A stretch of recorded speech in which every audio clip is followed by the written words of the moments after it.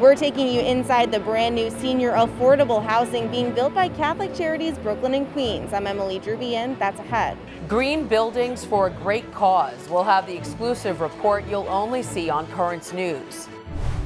Plus, Judge Amy Coney Barrett's nomination to the Supreme Court heads to the full Senate for a confirmation vote on Monday. And orders at the Sheepshead Bay kosher restaurant have been nonstop since they were given a COVID-19 violation. I'm Jessica Easthope with why the city was forced to rescind it. then it's the last debate before the election. We'll explore the issues that concern Catholics the most. The news starts right now.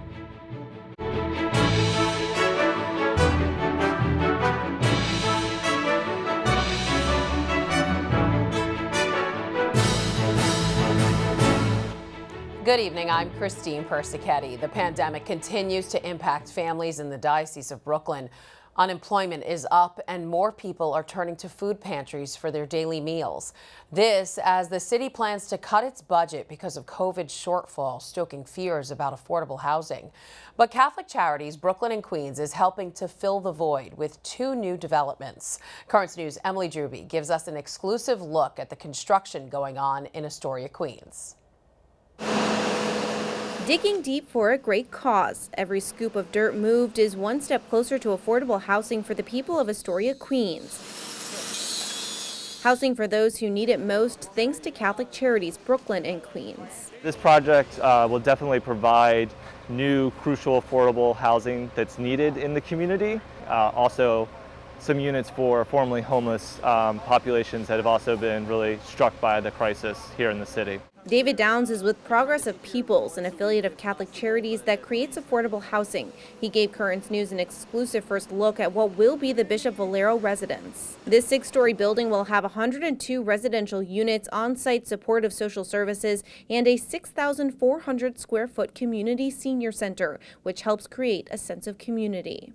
What we try to do is, because it's really our mission, of church, is trying to develop those communities. Father Patrick Keating of Catholic Charities says this building and another being built in Brooklyn will also both be green, in the spirit of Pope Francis's encyclical Laudato Si. Even though they're affordable, we're trying to make sure that they're environmentally friendly. So there'll be solar panels. Green and affordable, greatly needed, with the city's unemployment rate still hovering at 14%, 4 times higher than in 2019. Housing prices have been steadily rising, even though the pandemic has dampened increases somewhat. Some areas, like Brooklyn, have actually seen a spike. Neighborhoods that 10 years ago, 15 years ago, 25 years ago were very affordable, people now look at the proximity to the subway system to get into Manhattan. People look at the proximity to parks and say, you know what, I want to be with this open space. The development will cost $62 million despite the loss of fundraisers and issues with city funding, all created by the pandemic. Catholic Charities has been able to continue to fund the program. Catholic Charities says they expect the building to be finished and ready to accept seniors starting in summer of 2022. In Astoria, Queens, Emily Druby, Currents News. The pandemic crushed the economy, but tonight there's some encouraging news when it comes to unemployment. For the first time since March, initial jobless claims are below 800,000. The Department of Labor says 787,000 workers claimed first-time unemployment benefits last week. Continued jobless claims, people who have applied for benefits for at least 2 weeks in a row, were at 8.4 million, a million lower than the week before. Non-essential business owners are breathing a sigh of relief tonight. In Queens, sections that were once red zones have turned yellow thanks to modified restrictions by Governor Andrew Cuomo. This means non-essential businesses and indoor dining were allowed to resume on Thursday. And in those yellow zone guidelines, houses of worship can now hold services at 50% capacity. In the diocese, that means 3 churches are now facing fewer restrictions: Our Lady of the Angelus in Rego Park, Queen of Peace in Kew Gardens, and St. Mary's Star of the Sea Church in Far Rockaway. Unfortunately for Brooklyn churches in red zones, they will still be limited to 25% capacity. Those churches include Good Shepherd, Holy Spirit Church, Our Lady Help of Christians, Our Lady of Grace, St. Athanasius, St. Brendan, St. Catherine of Alexandria, St. Edmund, St. Francis de Chantal, St. Rose of Lima, and St. Thomas Aquinas Church. Schools in yellow zones will also be allowed to reopen in person on Monday. A kosher restaurant in Brooklyn is turning a negative into a positive after the New York's Department of Consumer Affairs issued the owner a summons for violating COVID guidelines. But an outcry from the community forced the city to take it back. Currents News' Jessica Easthope has the story from Sheepshead Bay. The phone has been ringing off the hook at Mixed Greens. The kosher restaurant in part of Sheepshead Bay's red zone has had a landslide of orders since Tuesday, when this happened. What is that? In the red zone, you're only supposed to do pickup and delivery at the door. An inspector from the New York City Department of Consumer Affairs issued the restaurant a summons, leaving employees shocked and confused. Apparently, the doors are not allowed to be open, and I'm supposed to give my food to people only by the door, which is absolutely false. Mike Green, the manager of Mixed Greens, started recording the inspector when he felt he was being unfairly ticketed. Emotionally, it's devastating. You know, putting false violations. I thank God that I was able to stand for myself and actually put it out there. The city ultimately rescinded the summons after pushback from the restaurant community and Councilman Chaim Deutsch. I don't think that it's acceptable for any inspector to walk into a business if that inspector doesn't know the guidelines to write a summons.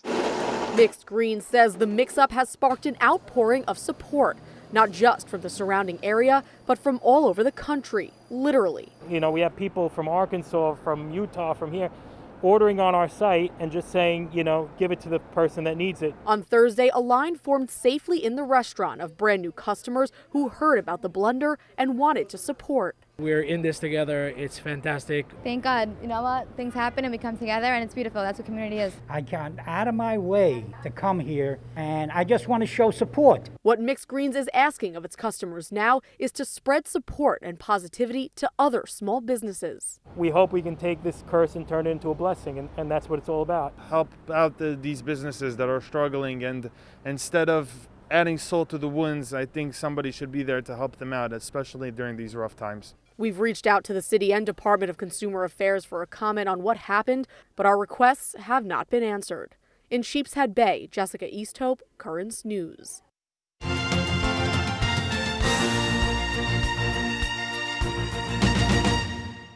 President Trump and challenger Joe Biden are set to face off one last time in their second and final televised debate of the election season. After a contentious first debate, some changes have been made to the format. Karen Kaifa is in Nashville, Tennessee with a preview.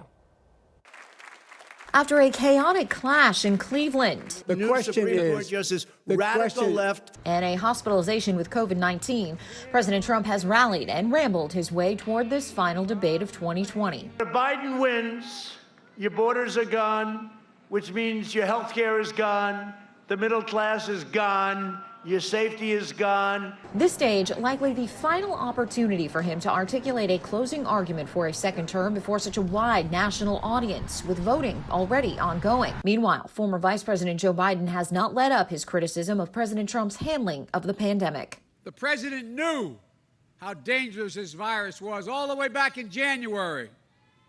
And he hid it from the country. Despite 2020's tumult, national polling in the presidential race has remained steady, with Biden in the lead. Biden's plan for tonight, keep things steady. He's going to be ready to talk about his plans. He's going to be ready to talk directly to the American people about his belief that we can get through this crisis. The Commission on Presidential Debates has made some changes for tonight, and President Trump told Fox News he wasn't thrilled. There's nothing fair about this debate, but that's okay. Candidates' microphones will be briefly muted while their opponent gives his 2-minute response to each of the 6 segments' initial questions, designed to minimize interruptions. In Nashville, Tennessee, I'm Karen Kaifa. And a little later in this broadcast, from abortion to climate change and beyond, we will highlight some of the concerns that Catholic voters are grappling with in this election. Back in Washington, Republicans there have advanced the nomination of Judge Amy Coney Barrett for the Supreme Court. The Senate Judiciary Committee voted 12-0 to confirm, despite the Democratic members boycotting the hearing. Instead, Democrats filled their seats with pictures of people who rely on the Affordable Care Act, which they've argued Barrett will vote to overturn. Democrats have railed against the faster than normal confirmation process for Barrett, saying Republicans rushed it through. The final confirmation vote will be Monday on the Senate floor. Barrett's confirmation will give Republicans a 6-3 conservative majority on the Supreme Court. Despite the U.S. government warning against it, the Vatican went ahead with renewing its deal with China. The 2-year extension of the agreement has to do with the appointment of bishops in the communist country. The Holy See stressing that the deal is about diplomacy, not politics.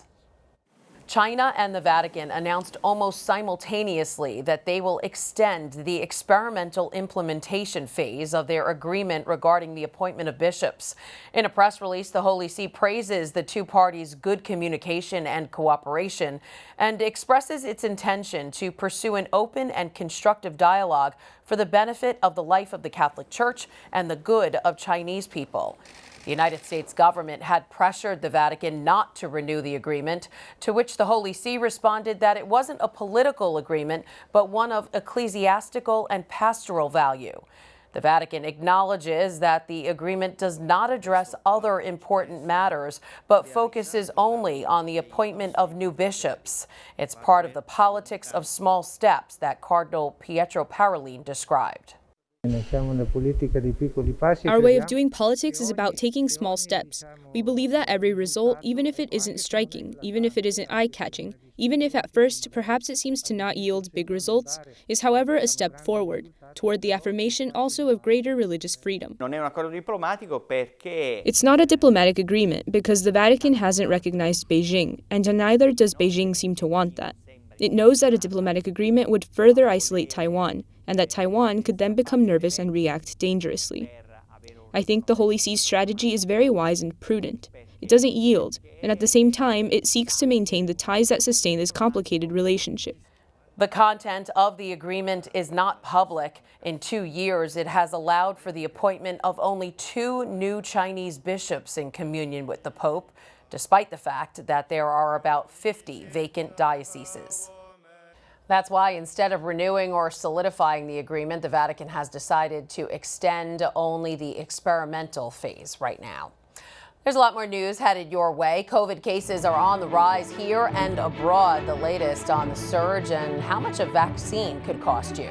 Plus, getting out the vote. A prominent voice in the Diocese of Brooklyn has a message to all voters as we inch closer to Election Day. And the director of a new documentary about Pope Francis speaks out about his special connection to the Holy Father. Stay with us. Now you can help us put your faith in the news. The next time you capture a newsworthy event, send us your pictures or video. It's easy. Go to netny.tv/send us, and you may see your submission on Currents News.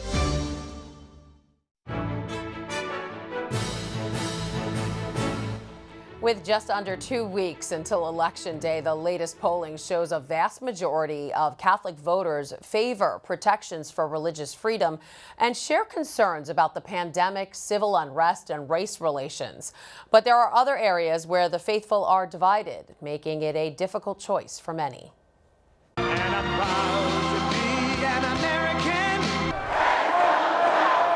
Faith is taking center stage in this year's race for the White House as Catholic voters in critical swing states get ready to cast their ballot. And though many already have, abortion and a myriad of other social concerns are top of mind. This is what democracy looks like. It's not easy being a Catholic voter, especially when it comes to our modern day politics. Catholics really have to discern and decide what is the most important issue for them. St. John's political science professor Brian Brown says Catholics need to make informed choices as the candidates make their final pitches on big issues like abortion. I will always defend the sacred right to life. The president's pro-life stance is unwavering, while Joe Biden is touting his commitment to other church teachings. I grew up with Catholic social doctrine, which taught me that faith without works is dead. Those differing positions continue to divide the Catholic vote, but the Senate battle over the Supreme Court's newest justice has put the rights of the unborn back on the front burner. It is the preeminent issue. Matthew Pinto, president of Ascension, a leading Catholic media company that works with thousands of parishes on adult faith formation, believes that the right to life is paramount. Almost as if we can vote for the candidates after that issue is resolved. We can then look at the other 9 or 8 or 7 issues. But some are immutable. But not all Catholics agree, according to a Pew Research poll. 77% of Democratic-leaning Catholics think abortion should be legal in some form, while 63% of Republican-leaning Catholics think it should be illegal in most, if not all, cases. Another huge concern, especially among Hispanic Catholics, is immigration. 91% of Catholic Democrats oppose expanding the border wall, while 81% of Republicans favor expanding it. The U.S. Conference of Catholic Bishops condemns the expansion plan. Healthcare, climate change, the death penalty, euthanasia, all pressing issues in this election, all pulling Catholics in different directions. So there's many different factors because our faith is so dynamic and incorporates every aspect of the human person. Catholics are united, however, over growing anti-Christian sentiment. According to a Real Clear opinion poll, 83% of likely Catholic voters are concerned about attacks on churches across the country in recent months. Brian Brown says that the most important thing is that you make your vote count. Yes, sir. You have to vote. Matthew Pinto adding a little extra food for thought. If a Catholic is on the fence about what to do, think with the mind of Christ and think with the mind of the church. The church, human faults and all, was established by Christ to teach in his name. It is taught in his name for 2,000 years. At the end of the day, the church really does get it right on these big issues. The Catholic vote for president has swung back and forth between parties over the years, experts predicting the same may be true for this election. Still, Catholics are well represented in our government, with 22 Catholics in the Senate, 141 in the House, and 6 Supreme Court justices if Amy Coney Barrett gets confirmed. I'm not telling anybody how to vote, but I'm telling everybody to go and vote. The priest in charge of diocesan schools sent a message to all adults 18 and over. Make sure you vote. Monsignor David Casado is also the pastor of St. Dominic's Church in Bensonhurst, Brooklyn, which will be open for early voting almost up to Election Day. Archbishop Jose Gomez, who heads the U.S. Conference of Bishops, is denying claims that he discussed his voting plans. According to a post online, the Archbishop met with a, quote, wealthy ex-donor to the church over breakfast and said he would vote for Biden because he doesn't like the way Trump talks. Archbishop Gomez responded to the post online saying, in all my years as a priest and a bishop, I have never publicly or privately endorsed a political candidate or told anyone who I might be voting for. It is disgraceful that some would use the media to spread misinformation and try to confuse and divide people. While the bishops won't tell you exactly who to vote for, they are offering to guide you through prayer. U.S. bishops are encouraging Catholics to pray a novena leading up to November 3rd to help form their consciences. The closing prayer will take place the day after Election Day. That's when the U.S. bishops plan to pray that whoever wins be guided by the Holy Spirit. The new Pope Francis documentary received an award at the Vatican Gardens Thursday. Francesco, which focuses on the ministry of the Pope and his approach on social issues, generated headlines on Wednesday for comments the Pope made on civil unions. While the Vatican has not officially commented on the documentary, Holy See officials were present as the film got an Italian Film Award. The creator behind the new documentary is discussing his work, director Evgeny Afanevsky, saying the comments of civil unions are not the focus. The film is really about getting to know the man behind the mitre. That's why I called the movie Francesco, not Pope Francis, not St. Francis of Assisi, Francesco, as the human being, as dedicated human being who is trying through his example, through his actions, show us something, teach us something, or in the same time inspire us to do something good. The film premiered in the Rome Film Festival on Wednesday and will premiere in the U.S. Savannah Film Festival this Sunday. Afanevsky said he has shown parts of Francesco to the Holy Father and claims the Pope likes the parts he's seen. COVID cases are on the rise. Doctors predicting this fall and winter will likely see the virus's worst surge yet in the United States. This as Moderna, one of the companies working on a coronavirus vaccine, announced plans to make it affordable, below $40 per dose for most customers. Camila Bernal has the latest on the race for a vaccine. COVID-19 cases, hospitalizations, and deaths, all showing concerning trends across the country. When we look at the numbers that we have now, we don't just have 1 or 2 hotspots. We actually have virus hotspots surging all across the country. But as the numbers are increasing, the race for the vaccine continues. We are on the path towards having, I believe, a very good likelihood within the next couple of months of having at least one vaccine directed against SARS-CoV-2 that will be found to be safe and effective in phase 3 trials of tens of thousands of individuals. U.S. Health and Human Services Secretary Alex Azar says a vaccine could be available to all Americans by the end of March or early April. Vulnerable people, including seniors, could get access to the vaccine sooner. In the meantime, doctors say people need to continue being cautious in order to lower the number of cases. We know what we need to do to stop the transmission of this virus. It is distancing and masking. Because not doing this could lead to even higher case numbers than already predicted. Camila Bernal, Currents News. Still to come on Currents News, a tiny artist is making a big difference in the lives of some frontline healthcare workers, and she's only 3. And remembering John Paul II on his feast day, we'll have a look at the saint's life through art when we come back.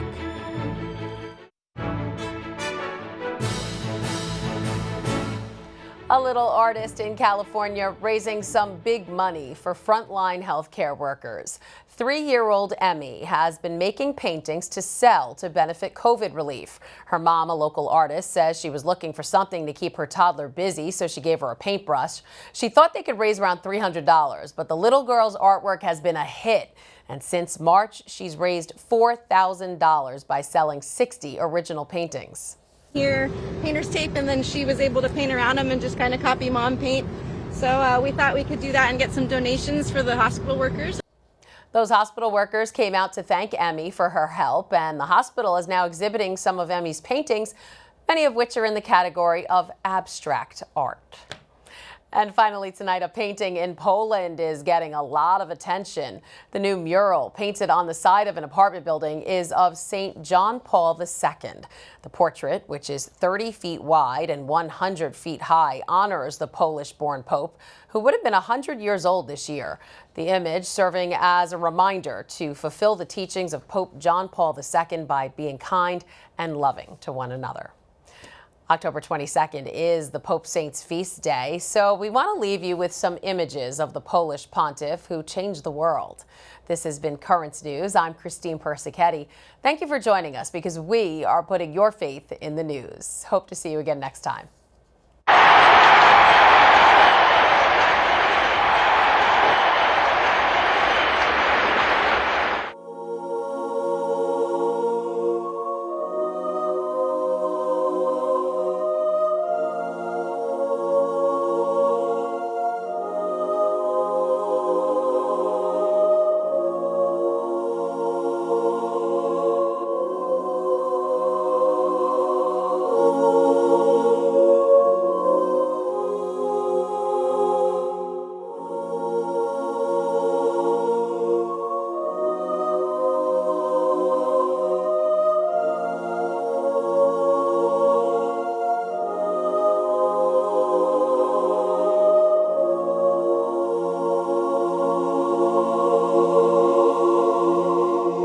Non abbiate paura.